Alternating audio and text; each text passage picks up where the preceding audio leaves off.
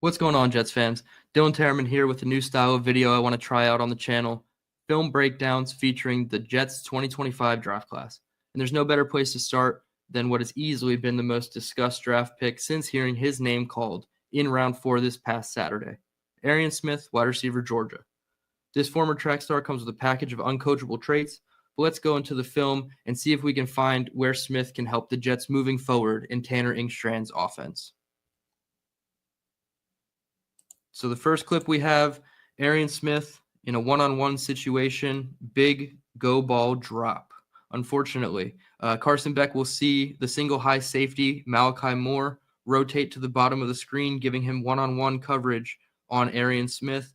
Arian Smith gets a outside release at the top of his stem, and unfortunately, it is a big drop to start the game. Let's play it.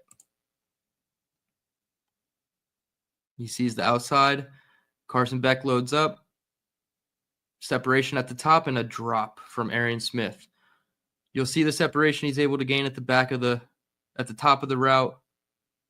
Unfortunately, he just can't hold on. And that is the biggest trait that needs to be developed with Arian Smith, which is not a great look for wide receivers, of course, but the film gets better. Let's move on.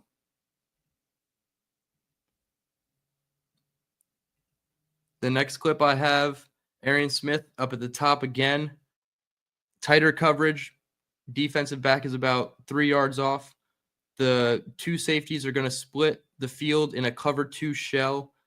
And the cloud corner, the one 4 yards off the line of scrimmage, is just going to get a simple hand on Arian Smith, allowing him to find the free, soft spot in the cover 2 zone on the corner route. But I think the end of the play is much better than the beginning. Free release, soft spot in the zone, good catch. He goes up and gets it, as you see. One more time. Gets to the route, catch, big hit by the safety, holds on for a first down. End zone angle here. There he goes, corner, big catch, hit, held on, first down. Keep the chains moving. A positive in the catching department for Arian Smith there. Next clip, we have a little bit of future jet-on-jet crime. Red zone play for Georgia. Arian Smith is going to go run block on Malachi Moore. Spoiler alert, he could be the next film review I do if this gets enough interactions and you guys are enjoying what you see. Again, this is my first time trying it, so I appreciate everybody bearing with me. Arian Smith is going to go up and run block on Malachi Moore, allowing for the running back to slip behind him on the cutback for a touchdown. And there's a little bit of jostling after the whistle here. Engaged, pushing from Smith, a push from the O-lineman, and Malachi Moore is going to clap back. We know that for sure. Here it is, end zone angle. He gets a great block on him, allows for the cutback. A little pushing and shoving after the play. That'll be a fun moment for them to watch when they go into the film room at One Jets Drive. Next clip I have is another red zone play for Georgia. Looks like press man coverage to the top of the screen on Arian Smith. They're going to run double slants and then a flat route by the tight end or the H-back there. It looks like a fake toss as well. So it's a fake toss to, distract the second-level defenders. And Arian Smith is able to beat his press coverage and win on the slant route for an easy touchdown. Beats the press, quick slant, go. Easy touchdown, kiss for the crowd. We'll see it again. Fake toss, couple players bite. Arian Smith finds the spot, easy touchdown. So again, 2 catches we've seen now outside the frame of his body where he's able to go get it and not drop it, not bobble it. Very good from him. All right, this clip, we have a go ball adjustment from Arian Smith. You'll see him at the top of the screen. If you haven't noticed already, this is a theme. He played on the boundary at 75% rate during his last 2 seasons at Georgia. So I truly project him to be more of a slot guy with the Jets, although I wouldn't be surprised if they decided to use him on the boundary and take advantage of the speed he has out there. So here he is at the top of the screen. About 9 yards of off coverage from the defensive back. I understand it's a far throw for Carson Beck, but it is terribly underthrown. And Arian Smith does a good job here of coming back and getting it. So we'll play it through. There he goes way deep, about a 40, 50-yard pass, and he adjusts, makes the catch, almost scores a touchdown down at the 1. Carson Beck wasn't even under pressure, just one hitch throw. Arian Smith, good adjustment to get back to the ball. So a mixed bag as far as catching. I think the quarterback play wasn't as great as some would think coming out of the University of Georgia when Carson Beck was a top-rated prospect, but also Arian Smith has his struggles as well. And you're going to see one right here. Off coverage yet again. He's at the top of the screen. He's going to run a quick out, 5-yard quick out, and it's just unfortunately a drop. Just lack of focus, lack of concentration. I'm not sure. We've seen him make catches, so clearly he has the ability, but he just couldn't do it here, get his team into a second or third and short, second and third in manageable situations. Instead, it's second or third and long, excuse me. So, of course, he's not helping his quarterback out there on that one. That was the end of the Alabama tape. I watched Alabama, Texas, and Ole Miss. This is the first play that I wanted to bring up from the Texas game because we just saw an out route drop from Arian Smith, and now we're going to see the correction of that play. Arian Smith, Jahdae Barron has about 6 yards off coverage of him. He's going to run a 4 or 5 yard quick out. This time a little bit more contesting at the top of the catch, but he's able to hold on and maintain possession of the football. There he is. Good catch. And if you notice on this play, he puts his hands up.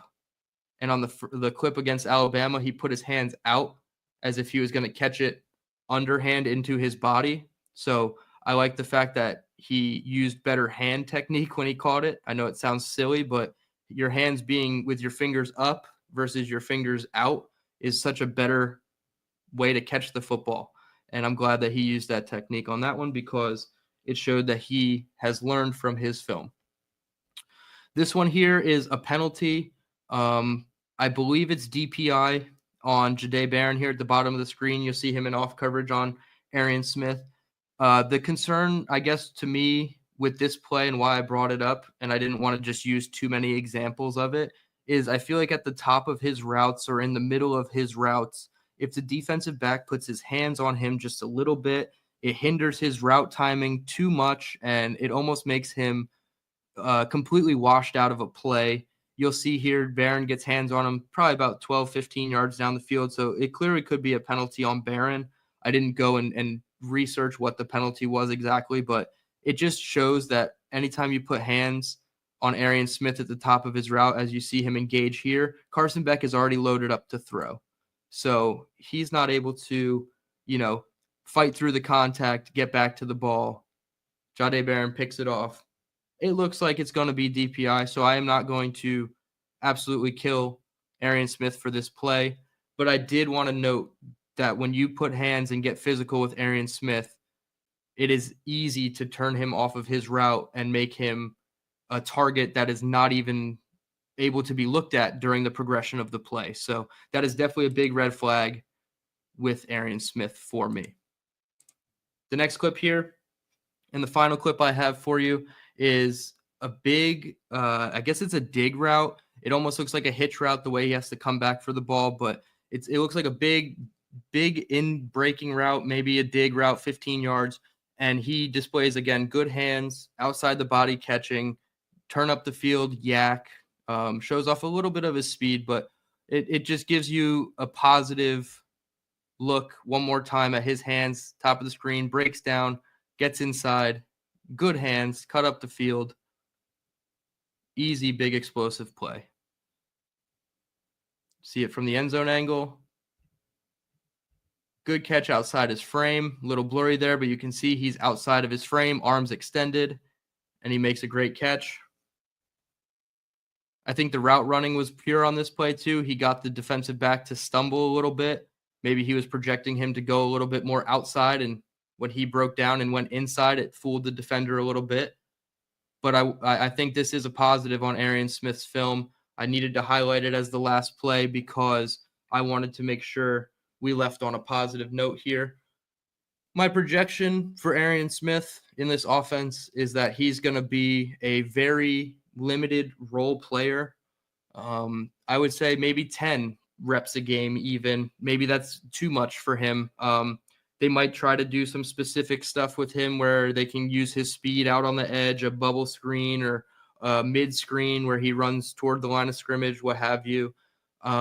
Design touches, pop passes, orbit motions. I think they're going to try to get him involved bit by bit as the season goes on. Right now, I'm saying maybe wide receiver 4. Him and Malachi Corley are kind of duking it out. I would say behind Garrett Wilson, it's a complete unknown at the depth chart. My best guess today on May 1st would be Josh Reynolds is wide receiver 2. Allen Lazard, if not cut, is probably wide receiver 3. And then you have Corley and Smith dueling it out for wide receiver 4, potentially Tyler Johnson in the mix as well. I can see a role where Malachi Corley is your short to intermediate guy, and then Arian Smith is your intermediate to deep route runner, and you can use him to take the top off the defense with his speed, allow for more underneath stuff to open up for Garrett, Mason Taylor, Corley, Reynolds, Brees. So I do think there is a role for Arian Smith. Again, I think you're probably trying to thread a needle with him and his development. You're betting on the traits. You're betting on the speed. You're betting on the untapped potential that he could have. The coaching staff is really going to have to dig their nails in with him and get the best out of him. A 4th-round pick, I understand a lot of people are calling it a reach, and rightfully so. There are a lot of things on his tape that would say it is a reach, but if they're able to show a plan for Arian Smith, I think it'll go a long way in his development, and it'll give us a little bit more of a trust in the coaching staff as well if they're able to, double down on their investment and really make it a good play for the Jets and their offense. So Arian Smith, a mixed bag. That's the good, the bad, and the ugly. I hope you guys really enjoyed this. This is my first time. So again, I apologize if it was clunky and the editing was poor, but I appreciate everybody tuning in. If you guys want to put in the comments below your thoughts about Arian Smith or other prospects that were just drafted that you want to see me put a couple clips out and do the same type of thing. So I will take any and all suggestions for the film breakdowns as we move forward with this, but wanted to put something new out on the channel. We're trying a lot of new things here this offseason, and we're trying to find the best things for you guys, the best things for us to put out, things that we love to talk about, and film is one thing that at Jet Nation we absolutely love to break down the film. So it's about time we got some film breakdowns out. I appreciate everybody tuning in, and let's go Jets.